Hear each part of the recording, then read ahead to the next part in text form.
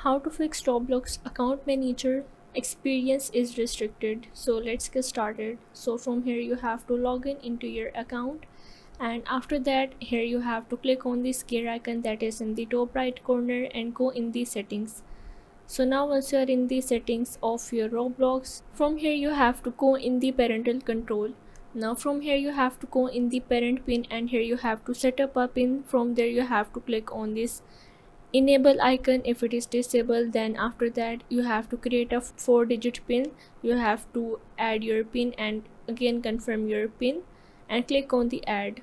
Now a one-time code has been sent to your register email, so you have to enter the one-time code, and that is about 6-digit code. So once you enter the code, then you have to go, and here in the allowed experiences you have to select this option of the all ages that is suitable for everyone, and once you select this, you are able to fix this issue. So if this video helped you out, make sure to like and subscribe the channel, and see you in the next video.